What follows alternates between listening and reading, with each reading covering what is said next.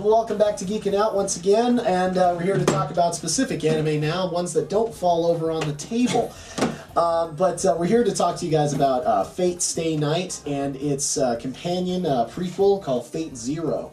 Now, Fate Zero has not been released here in the States yet. It's only fan subbed right now. I've been watching it on Crunchyroll. And then, where were you watching it?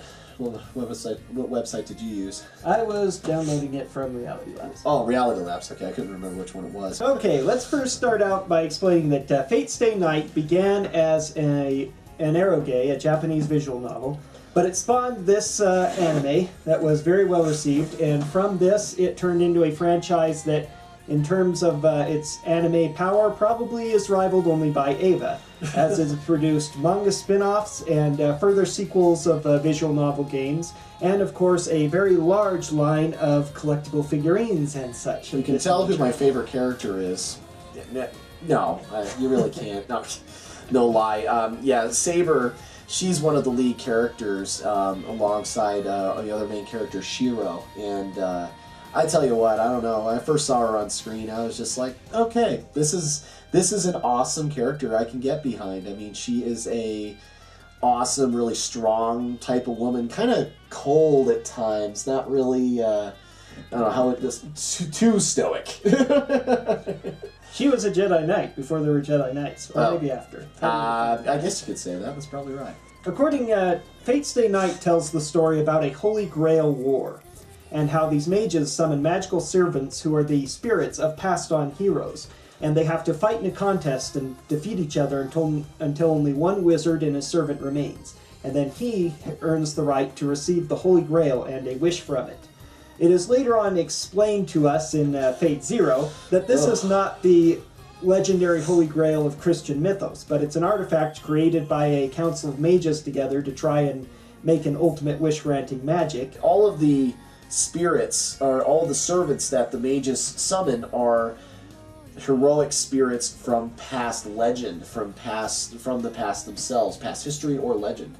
And so you end up with characters like Alexander the Great, Gilgamesh, Hercules, King Arthur.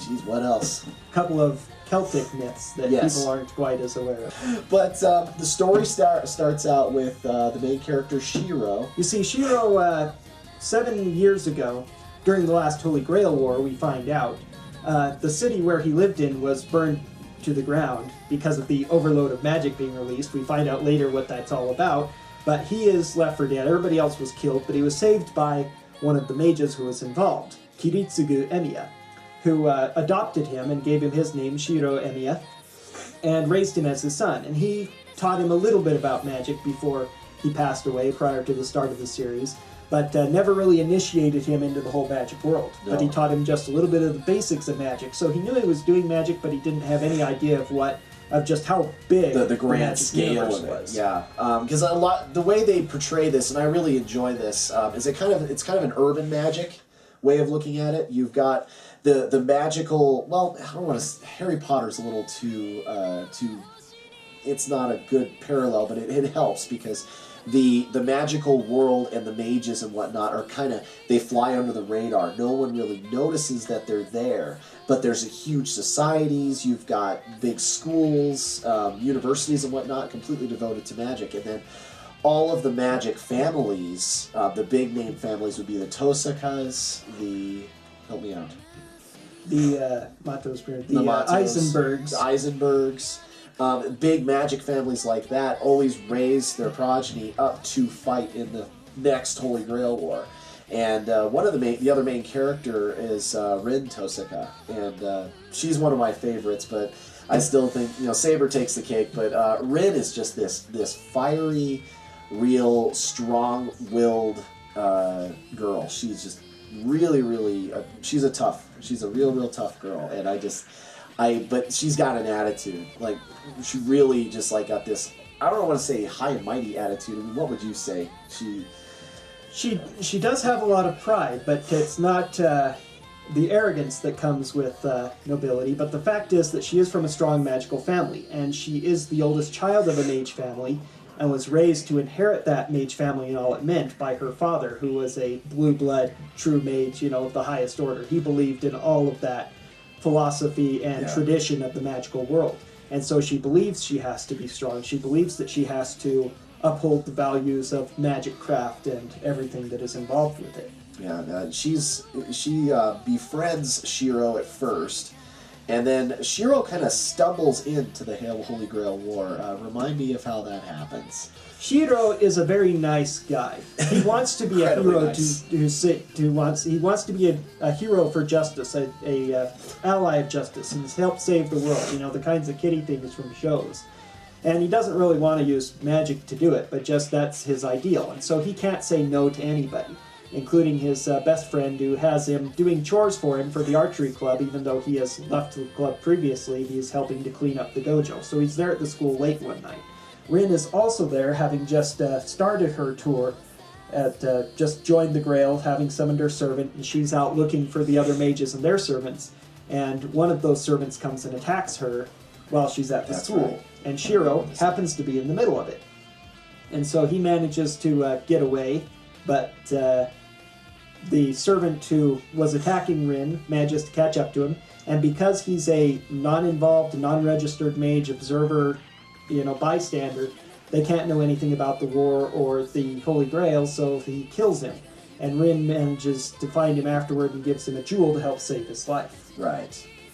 And then through some fluke, he summons Saber.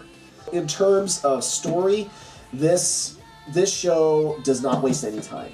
I mean, immediately, episode 1, we're in it. Here you are watching the Holy Grail War, and the other characters that show up are just, some of them, it was odd near the end of it. You had 3 of the characters that were combatants in the Holy Grail War, but now they're all together. And they're fighting together. 2 of their servants are gone, so Saber's the only one left. And now I have to fight against everything else that's going on. And then in Fate Zero, you see some of the story elements that come back into this. And it was a big reveal, and to see it come back into Fate Zero and see how things came to be was very awesome. Very, very cool. But at the most part, though, you do get some of the high school type drama type stuff because you're dealing with younger characters. And Fate Zero, not so much. It was more like all the main characters, most of them were adult. I think there was only one of them that wasn't. He was kind of a school kid, basically. And he was still a college-age kid. Yeah, that's right, a college kid. But he was at Magic University. In terms of action, what a roller coaster! I mean, excellent fights. The animation is done so well. The animation is done really smoothly. You can tell that it's been enhanced with some computer graphics, but most of it has that nice hand-drawn look that a lot of classic anime had, and that's something I really appreciate. I don't like that a lot of these anime studios are going to high-tech methods like CG and whatnot, but I really can appreciate what they did with this one. The artwork is just fantastic. A lot of the good anime right now that are using CG use it very carefully in certain ways. Vandred was another one that did it well because they use CG for all the space battles, the robots fighting in space, the Dread spaceships, fighters, and all the ships battles. Those were in CG, but the characters were regular made, so it had this difference between space. A little primitive looking at times, but it still blended well. Of course, it's over 10 years old now, so they were first experimenting with it. Yeah, there you go. But there were specific characters who were shown to be very unreal and off the wall, who are using the computer graphics. But it blended so well that you didn't really notice unless you were kind of looking at it and really thinking about it. Otherwise, it blended well, and you just. It all looked like it was meant to be there, and that I really appreciated. Now, overall, FateStay Night was a fantastic roller coaster. I remember going to we do LAN parties over here at the libraries, and I remember getting through half of this and then thinking, I want to go to the LAN, but I want to keep watching, so I brought it with me, and I was just sitting there watching this anime.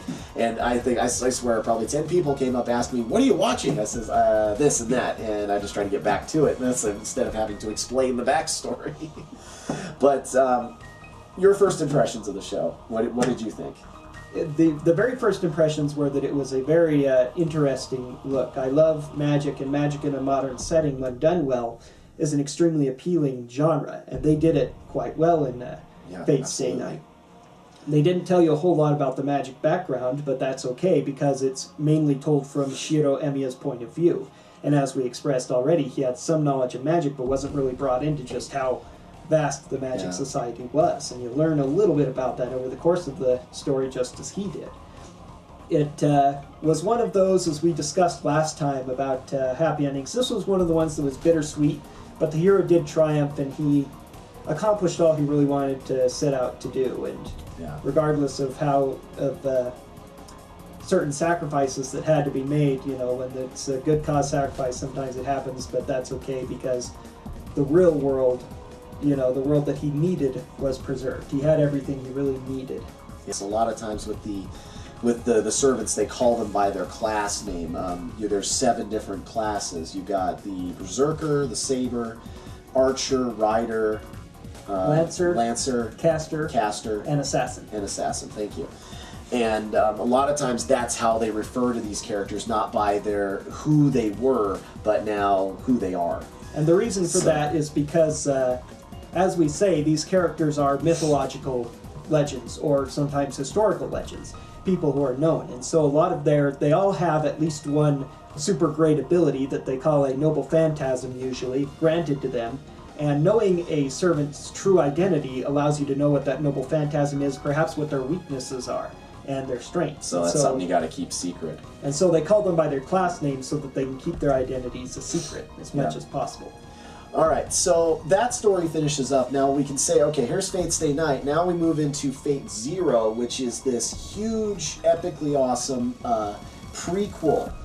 But the tone of Fate Zero was 180, almost completely. You follow Kiritsugu and several of the other characters. You come to find out that the Ainsburns and Kiritsugu are linked together because the character from FateStay Night is Kiritsugu's daughter. It was Eliasfield. Yep. And that was a big reveal for me. I thought that was pretty cool. But it's the entire tone of that one was just, it was depressing, it was dark, it was... And I gotta use this word. I know it's overused nowadays, but it was epic. It was so good. At the same time, it was dark and depressing. I mean, what did you think? FateStay Night was, above all else, it was a lighter tone, although it had some dark moments in it. It was an epic fantasy that was about high school kids, and especially about a guy who was so seeing the world through rose-tinted glasses. Shiro Emiya wanted to save lives. Everybody didn't want to kill anyone. He was the off-the-wall, you know, and beyond the brook, over the bridge and into the deep water, obsessed with being a good guy. You know, everything was black and white to him. Yeah. And so but Fate Zero revolves around characters who are all adult, and so these are people, most of them, who have been preparing for the Holy Grail War all their lives. They know that it's a kill or be killed scenario, and they know that there's a great wish involved for getting the Holy Grail, and they will do whatever they have to get that wish, because they know that the ends justify the means in this case. That is the attitude that generally the Grail looks for. And it was a lot of these characters, the twists that are thrown into them. One character in particular, he said, all right, I'll sit in this camp. I will help you. And then all of a sudden, backstab, backstab, backstab. Now I'm king. You know, it was that fast. And you saw it coming, but it was still shocking to see it. And it was literally that. I mean, every single character was just, I do not care about you or anybody else. This is mine. This will be mine. And it didn't matter who had to fall, what had to happen. But just like some of the themes in this show it almost looks into the darkness of the human heart, and it really made you felt for the characters, but at the same time, some of these characters, I'm looking at them going, gosh, they're twisted. It was just like, whoa, okay, sure. I hope you die a horrible death. It was, some of them are just so, it was just like rotten to the core. And you see that at episode 1. and it keeps going, keeps going. But at the end of Fate Zero was kind of light. It was kind of nice because you saw where it was gonna go. If you saw FateStay Night first, then you saw Fate Zero.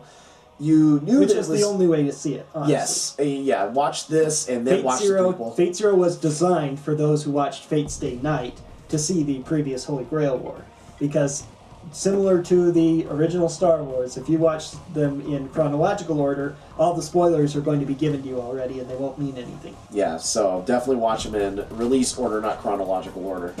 And then, take a small look at my collection that we have here. Friend of mine, thank you very much, Matt. I really appreciate having this stuff. But you spent some time in Japan, and he brought me back some fun stuff. He and I also got into FateStay Night quite a bit. I told him I was a big fan. I really enjoyed it. And before he left, he went on this year-long tour in Kosovo with a stopover in Tokyo. So he brought me this little Chibi Saber model kit. She was a lot of fun to build. And then when he comes back from Tokyo, when he's back by stateside, he said he goes into Japan and starts playing all of these those crane games that you have here in the States, but mostly it's just crappy little plush toys or something. He brings me these. I looked this one up online. This is a $50 figure. It blew my mind when he showed me that. I mean, the box is huge. He says, "Oh yeah, I was just playing crane games and just having a good time." In a word, how would you sum up this whole saga? In a single word? Yes. I guess I'd have to use epic. Epic? Well, I would too. One of the greatest things about Fate Zero, as dark as it was, how it really shed light, as I mentioned in the first one, in FateStay Night, you're only seeing a tiny glimpse of the magic world through Shiro's eyes. You only see these bits and pieces of it in this little separated area, and most of the magic world stays out of the Holy Grail War, except for those who are directly in. I want to add one thing. Rin is kind of like this. She's almost a narrator for Shiro. Anytime that Shiro goes, "Huh?" the rest of the audience goes, "Huh?" Here comes Rin chiming in and telling you about it. And I thought that was really cool. But, good anime use plot devices like that a lot. Yeah. That's one of the reasons behind Gowry's stupidity in Slayers, because it gives Lena an excellent chance to tell everyone, including you forgot already? I gotta tell you again? And But Gowry will come out and say, "Can you explain it all again for me?" But again, even with Rin's explanations, we know very little about the magic world. And then Fate Zero opens. Instead of having a mystery about who these other people are and what's going on, it assumes that you already know the FateStay Night universe, the Holy Grail War, so it begins by introducing all the characters and showing their situations, and you get to see the magic world. You see this university where these two potential candidates are. One who's from a rich and prestigious family and is a professor at the university, and one who's just a young student there who's only had magic in his family for a couple generations and has new ideas about the way magic needs to go. And of course the teacher says, "No, these ideas are rubbish and crap," in front of the entire class. That was the worst part. This report is about that thick in his hands, and he's saying everything in here is garbage. And then of course the other character stands up and goes, "But, it's like, you are a disgrace." Clash of magical ideas between yeah. the new innovation and the old traditional. And you see all this world, you see all this history, and it's a very well put together world in general, very enthralling. Yes, very much so. So beyond, and that's what makes it successful, beyond the characters, which are good, beyond the plot and everything, you have this magnificent world that brings it all together and makes it truly interesting and draws you in. Yeah, well, I'd say you summed it up better than I could have. Thanks for joining us, guys. We'll see you the next time on Geeking Out.